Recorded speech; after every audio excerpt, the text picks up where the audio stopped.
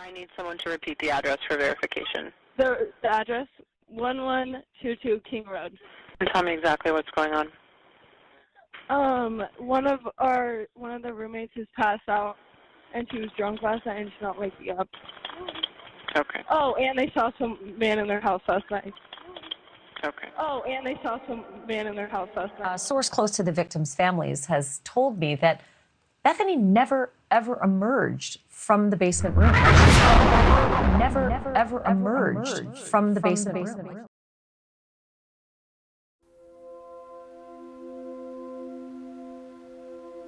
So the reality is the extent of what was done to her may be a mystery forever.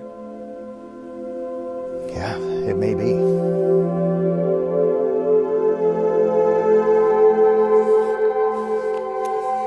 We saw publicly, it came out in...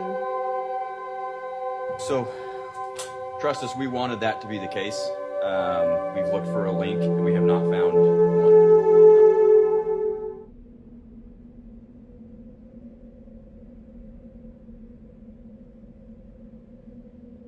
Defendant disclosed expert opinions from Brent Survey that more than one assailant was necessary to accomplish the crime in the time frame alleged.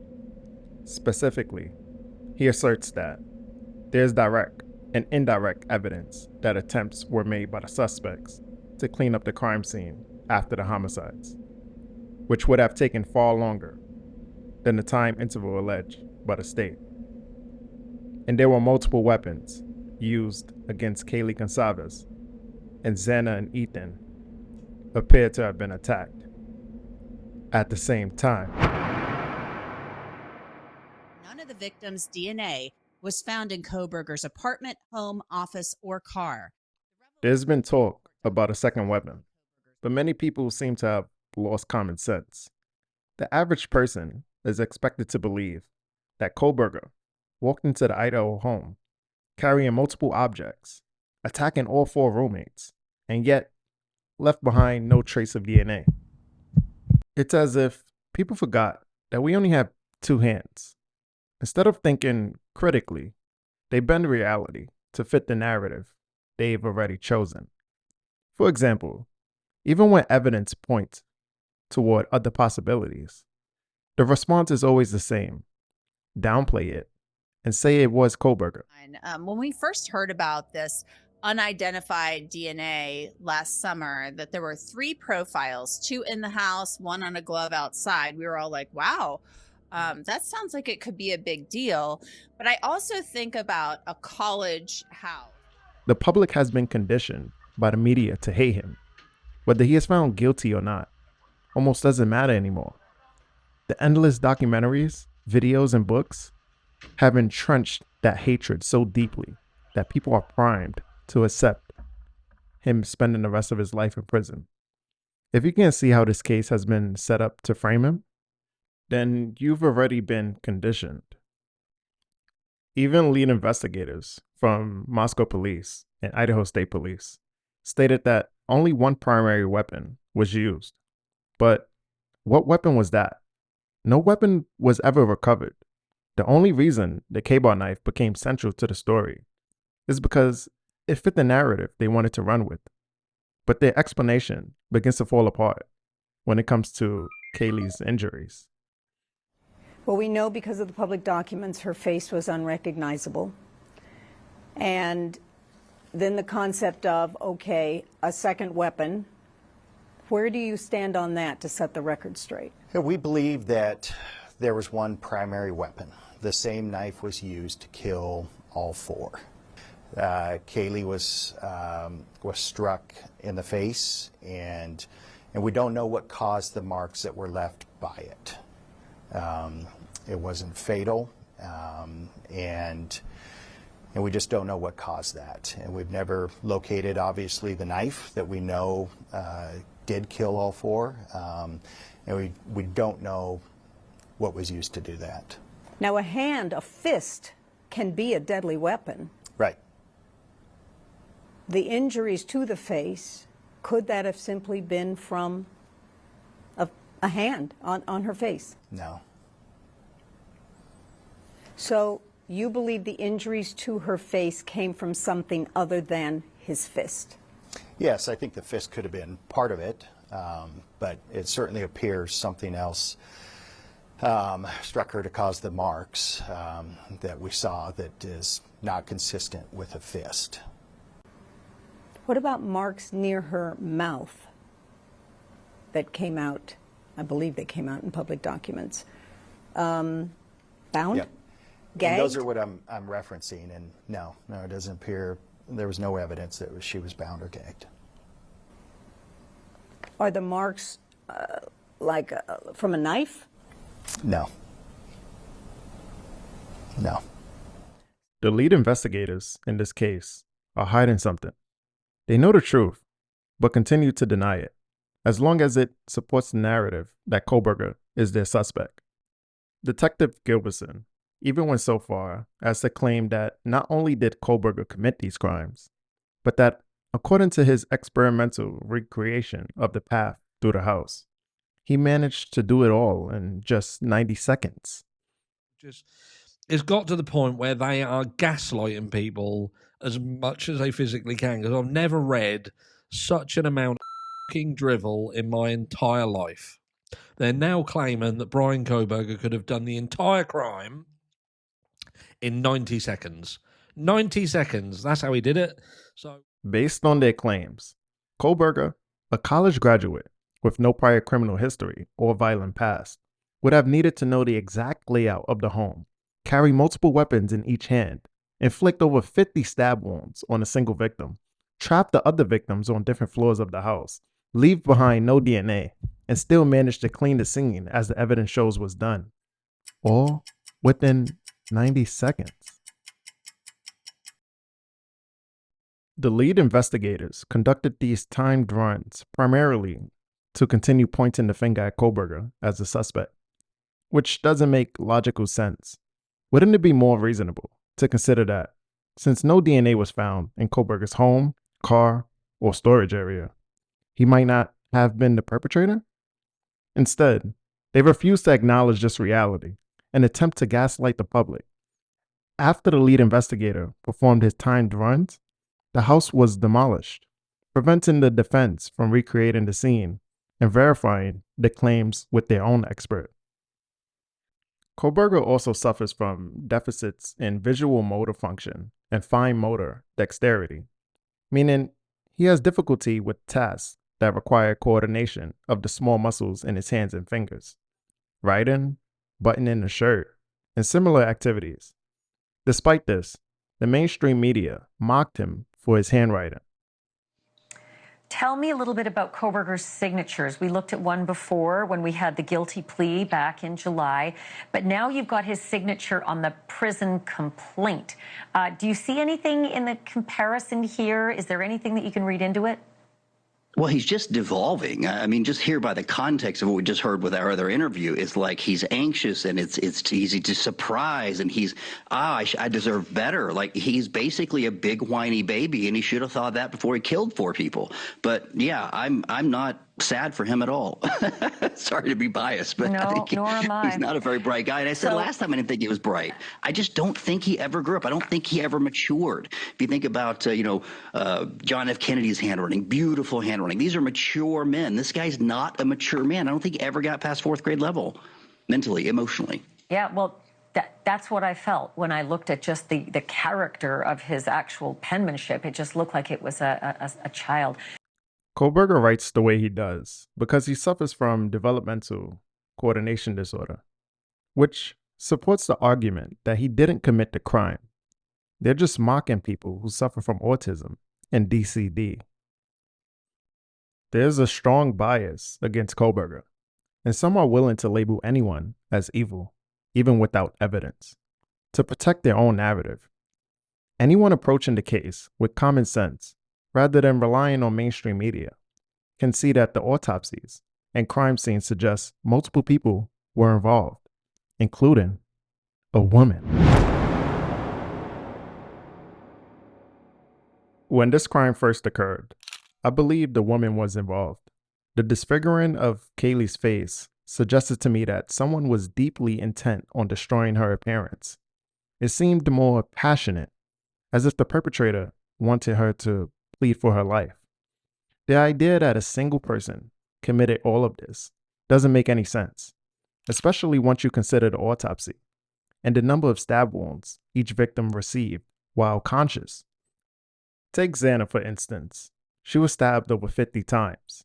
And Xana Kernodle found on the floor over 50 stab wounds, many of them, much of them defensive. Can you explain that? Put that into layman's terms, the wounds and the defensive aspect of them. She fought back, and she fought hard. And that's unless Darren can expand on that, that's primarily the reason. Yeah, that was. Xana absolutely fought. And we know that Xana was up. We know that Xana had just gotten her DoorDash shortly before this and was actively up. And so, yeah, she did. She fought. So as she fought back, he kept stabbing. The fight just continued, yes. Ask yourself this. Do you really believe one man could stab Xana 50 times while Ethan slept? In reality, a person being stabbed screams and struggles, making it extremely loud and chaotic. If Xana was awake near the door, grabbing her DoorDash order, how could a single killer inflict over 50 stab wounds without Ethan reacting? It's not possible. Going back to Dr. Turvey's statements, Ethan and Xana were attacked at the same time, which implies that Kaylee and Maddie were also attacked simultaneously by multiple people. The autopsies of the Idaho 4 support this conclusion. Looking at the autopsies, the injuries appear inconsistent. 2 attacks seemed sudden. For example, Ethan's fatal injury was a stab wound under his clavicle that severed his jugular vein. He also had other sharp force injuries. Xana suffered from 1 fatal laceration to the lung and 2 to the heart, along with over 50 stab wounds. Maddie had fatal lacerations to her left lung and liver and was reportedly still alive while bleeding out after the attack. Kaylee sustained fatal lacerations to her left lung and liver, 2 subdural bleeds, a clavicle stab, asphyxio injuries, and blunt force injuries, with over 20 wounds. Notice that each victim's injuries suggest different levels of skill. If these autopsy reports are accurate, Ethan's attacker was highly professional, precise, and singular. Xana and Kaylee's attacks were more frenzied, emotional, and chaotic, while Maddie's attacker appeared more moderately experienced. However, when it comes to Xana, over 50 stab wounds, her attacker appears inexperienced.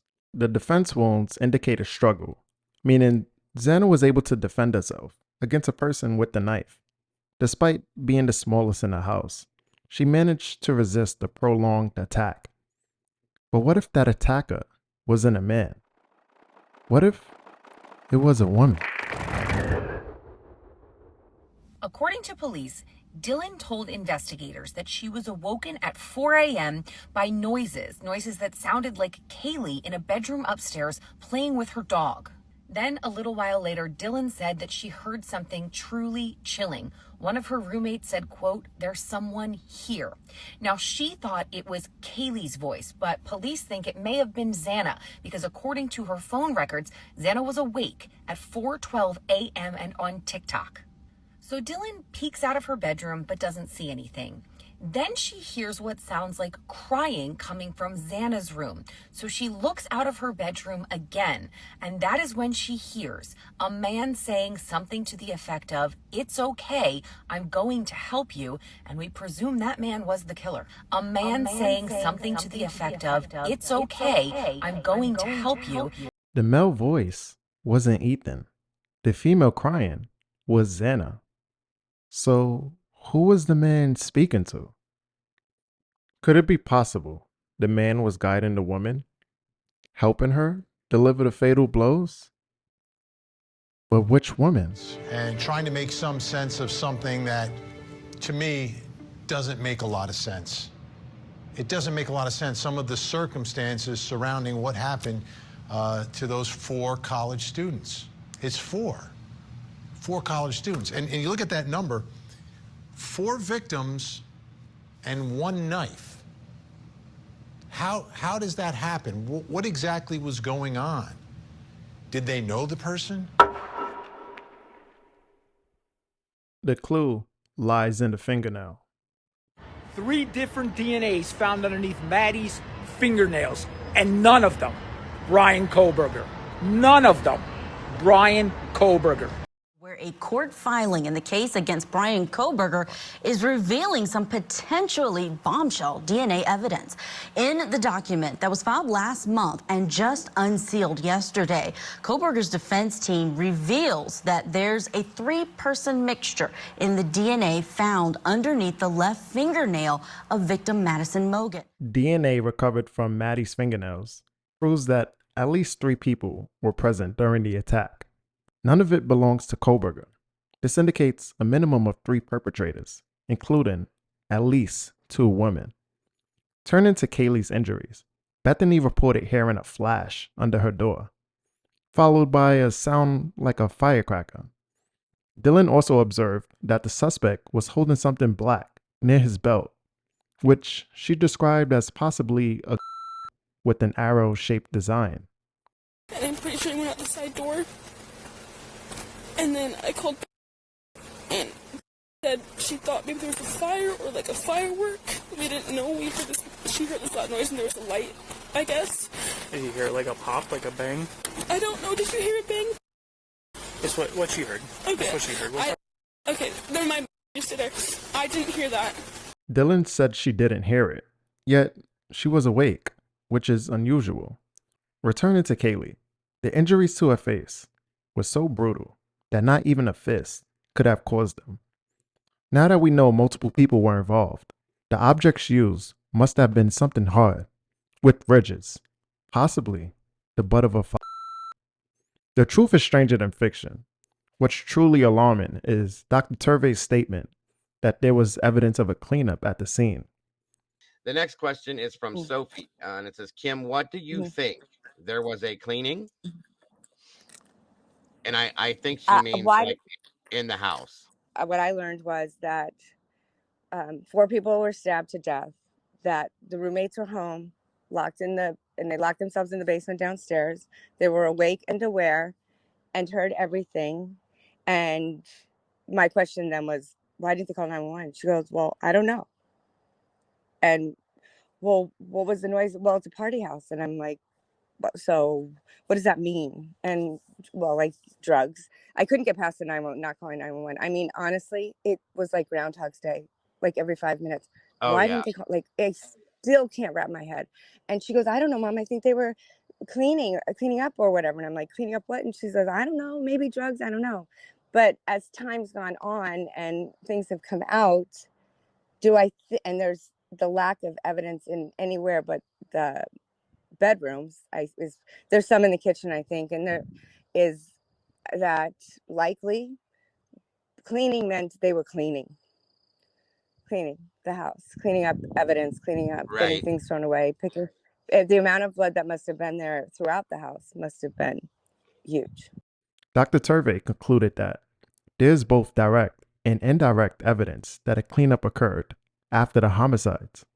Such a cleanup would have taken considerable time, suggesting that the perpetrators were unconcerned about anyone calling the police. This helps explain why the scene appears staged.